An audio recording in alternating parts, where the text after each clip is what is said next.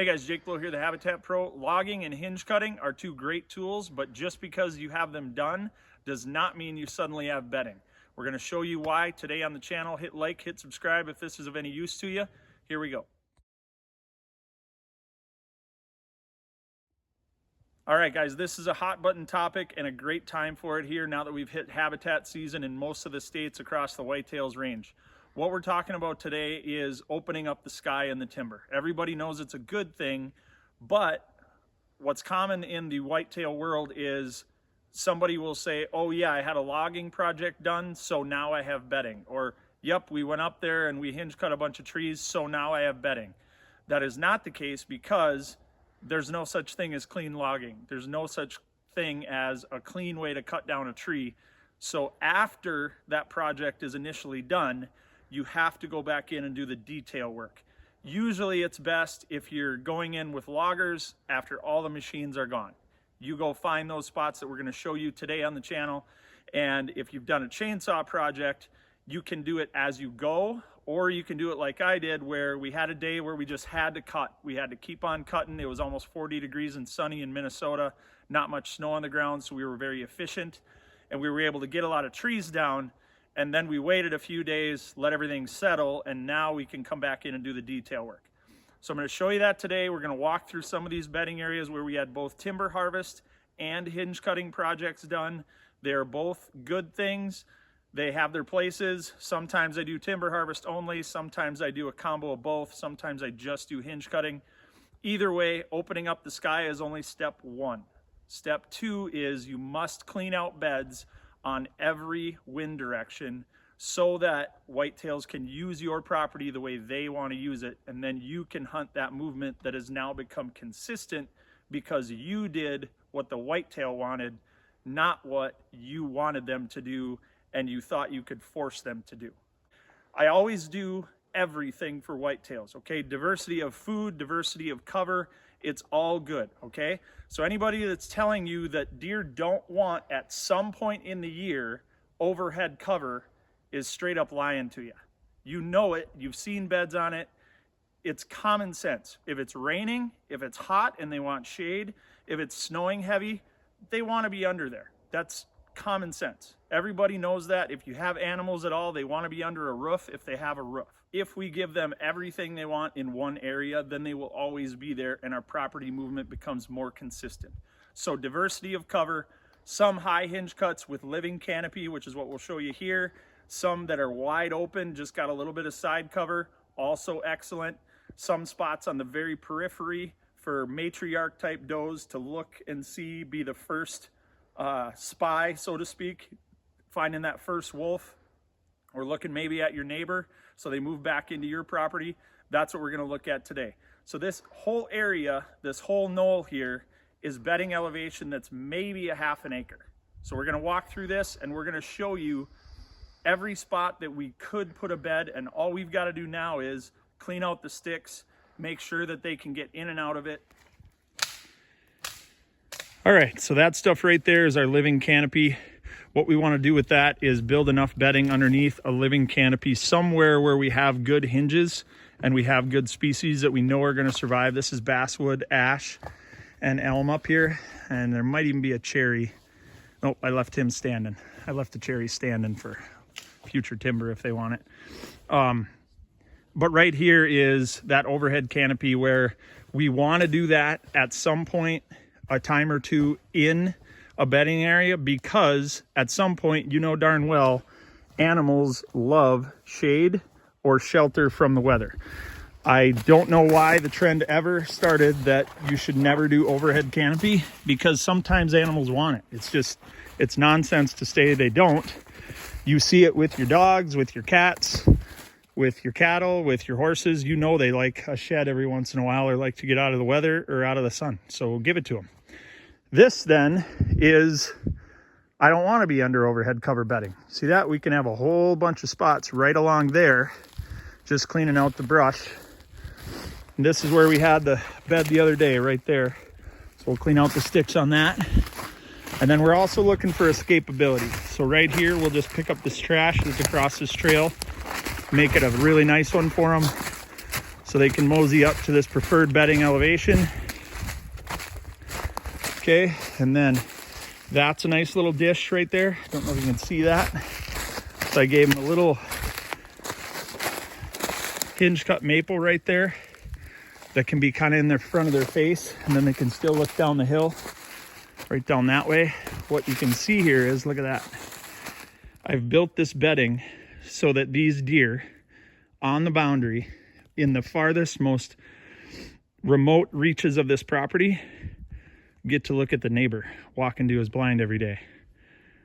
So they get to watch that, and then they'll gently mosey back up into our good stuff and participate in our movement up here. And the neighbor has no idea that he just bumped every deer that's typically in this area. All right, then right over here is a good spot because we haven't touched it yet. What we need to do here is provide a little escapability after we pick out the beds. Okay, so what we're gonna do is, there's a spot right here. See that spot? I'll put my finger on it, right there. That's nice and flat. We just pull the brush out, snap it off right at ground level, make sure it's smooth, nothing poking them, and they'll love it. And then there's this one, but that's currently under a tree. See that right there? So what I'm gonna do is I'll cut that apart, and we'll throw those dead tops up on top of the other dead tops right here, so we can have a brush pile that is a little bit of cover. And then what I'll probably do is I'll probably cut them out a hole going back that way.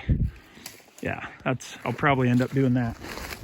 Okay, and then down here, they can go around the corner and go into the food plot, and I'll probably cut them out a hole right there because those are all dead aspen tops. So I'll cut them a hole in that.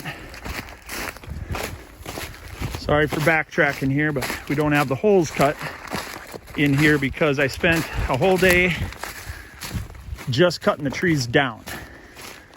That's what you have to do when you have the correct weather for it, so your trees can rip rather than snap off.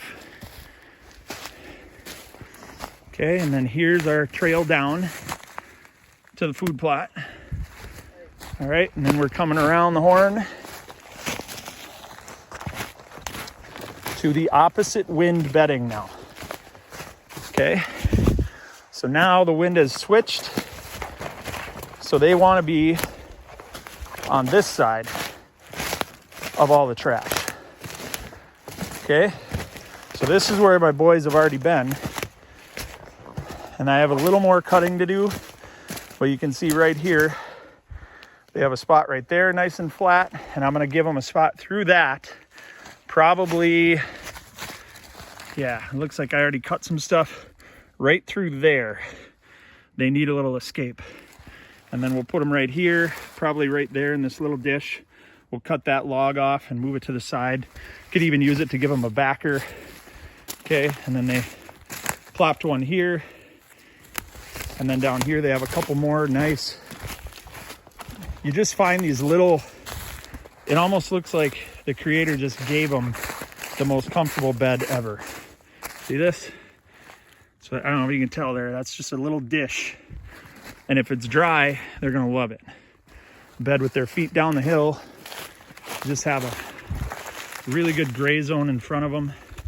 Okay, and then that's their view. So they get to look at the food plot that they wanna feed in. They get to look at the trail that goes downhill to the destination food at night, okay? This is how deer do their business. I see a lot of guys will just go in and start chainsawing in places, but they don't realize that deer want to bed up high where the wind is consistent if they have every kind of bedding that you could ask for up there. And then they want to move downhill in the evening and feed down low, because as the thermals drop overnight and all their buddies come down, they're darn near invincible in those valleys, and that's typically where your best dirt is, where the most nutrition is, and they know that. That's how they're wired. Okay, here we go. We're gonna cut our way through there, give a bed behind that log, and then right there, we'll probably have to cut that one off and just reposition it. And then we've got bedding, escape travel through there, down to the valley, and we've got more beds over here. 1, probably 2, 3, maybe. Yep, the landowner already did this one right here. That's a great view. Another one looking at the neighbor's blind. I mean, this is how you save your bucks. If there were bucks up here, they would use this to their advantage. And that stand right there is another one. I call that my stand disease. That's my stand. I'm going to it no matter what. I'm going to go hunt my stand. And they don't realize that on certain wind directions, they're going to be watched going to their stand. I'm probably going to cut a hole through there too. Some of that stuff is dead. So I'll give them a little round the horn through the dead tops. And then we should also probably have a trail up here. Looks like it's already somewhat cleared out. But I don't think in the long run, yeah, I don't think this hinge is going to do very well. That's a maple snap off there. Was too cold when we were cutting, and it didn't really like that. He might survive. He might survive. I don't know. We'll maybe leave him for a season and see. If not, we can cut a hole in him. Probably, oh yeah, probably right there. Right between those two logs, those two stumps, and give him a little maze effect there. So this is what we're doing today. Got to do the detail work. I'm a big fan of cutting stuff on the days that are the correct weather to get your desired hinge. You know, you want to get that desired hinge so that you get some survivability on the trees that you cut, and then let it settle for a while. You can even just cut it before winter, in winter, let deer hammer the buds, and then go back in the springtime after everything is settled and cut it open then.